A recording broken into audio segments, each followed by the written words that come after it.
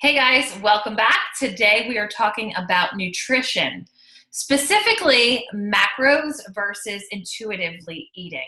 So whenever it comes to nutrition, I always like to start off by saying I am not a certified nutritionist. I am a certified health and fitness coach and personal trainer. So take this with a grain of salt. This is my opinion from research that I've learned, that I've studied, and honestly what I found works best for myself and for my clients.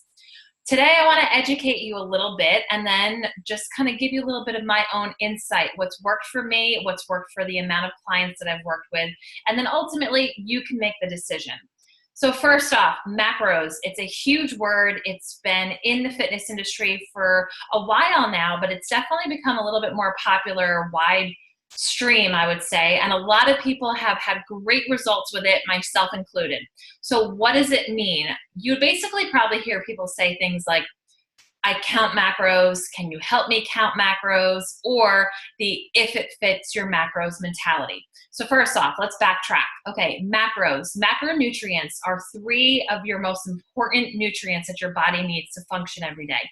You have your protein, your carbohydrates, and your fat. So those are the three macronutrients that your body needs to function.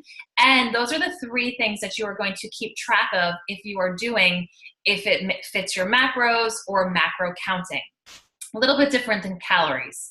So those are what your macronutrients are. So if you're following a diet that is, if it fits your macros, basically what you would do is you would be given a certain amount of macronutrients, just like calories. So think back when calories became really popular and people would say, okay, you have 1,800 calories to eat. Go ahead and make it work.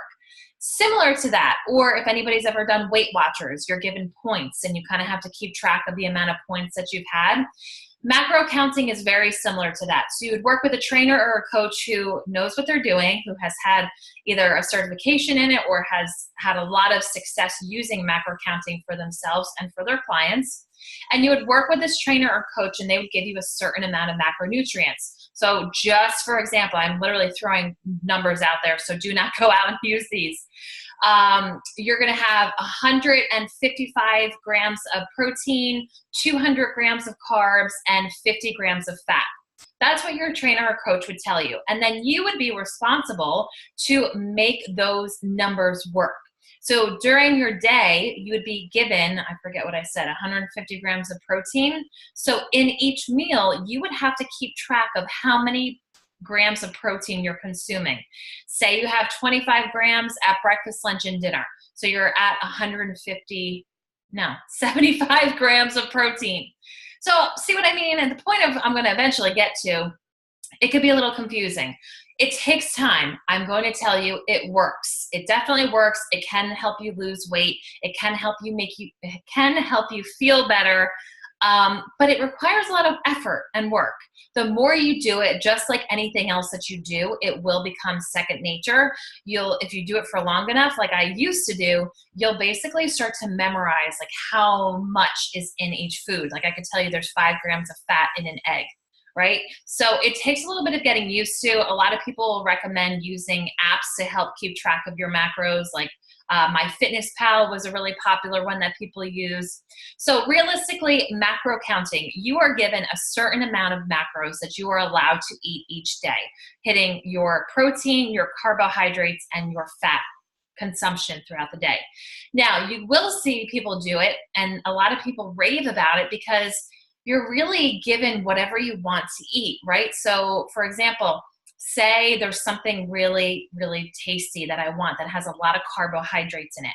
I might want that for dinner, so I might not have any carbs all day long so I can have that really tasty, say, huge pasta, fettuccine alfredo dinner, right? Because there's 200 grams of carbs in that fettuccine alfredo. So since I haven't had any carbs all day long, I can have them all in that one sitting for dinner. Does that make sense? So you can really go about your macros however you want. You will see that there's a lot of people out there, especially on the internet, that will save their macros for a certain food that they want. They'll be able to fit in a donut or cookies or whatever because they have those macros left over.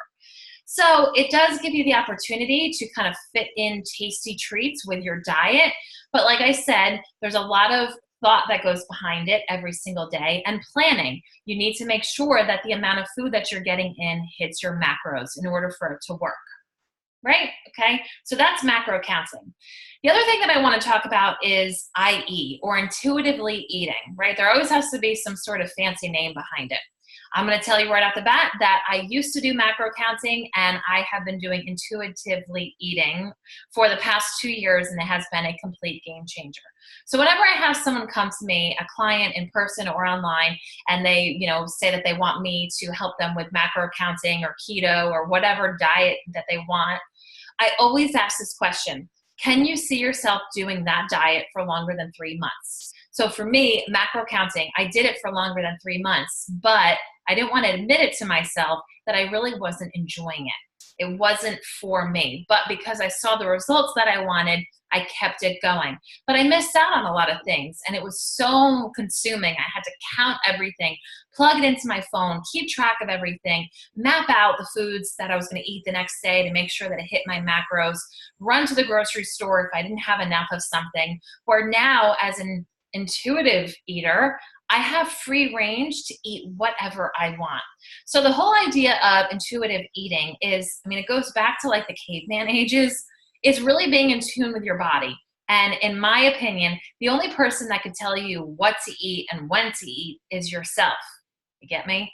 Because how am I going to tell you that you need to eat this food at 10 o'clock in the morning if you're not even hungry? So intuitively eating really just uncomplicates everything that the diet industry has done to normal people, that everyone feels that they have to be on a diet.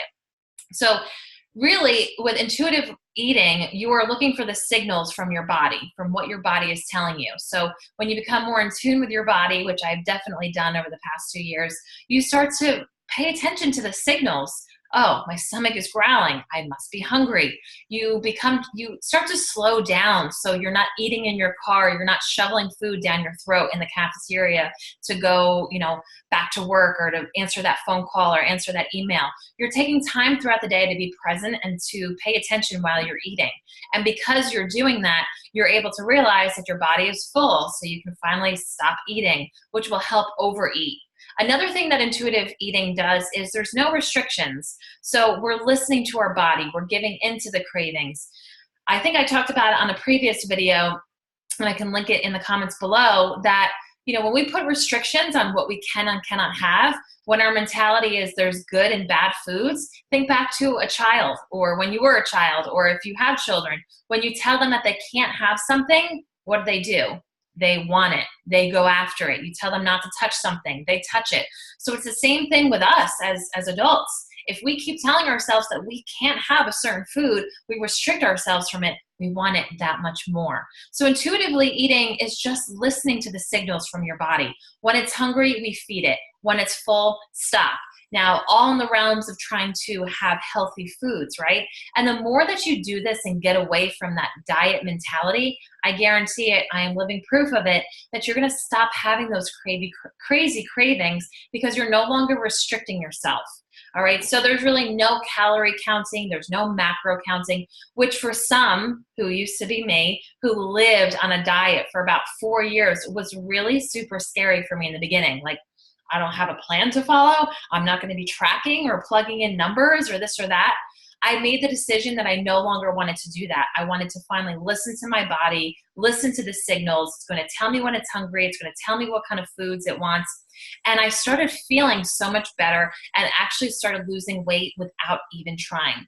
So this video is not meant to persuade you one way or the other. It's just to formally kind of educate you on the 2 different types of eating: macro counting and intuitively eating. Now, again, whatever works best for you, go ahead and do it. If you are deciding what diet you want to do, I always recommend asking yourself, can I see myself doing this for longer than 3 months? If not, you're setting yourself up for failure. And realistically, that's what diets do.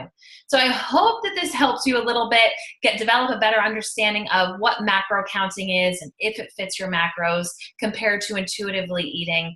If you are, leaning towards one or the other, feel free to send me any questions. I will tell you from personal experience and with my own clients, I've had them all go the intuitively eating route just because it's so much more manageable. It's life. You're able to live life.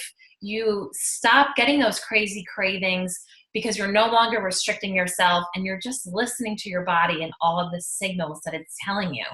So if you guys have any questions, please feel free to leave them in the comments below or shoot me an email. I am here and happy to help, but I hope you have a little bit better understanding of macros versus intuitive eating. And bottom line is do what works best for you. And I will see you guys in the next video. Thanks for watching.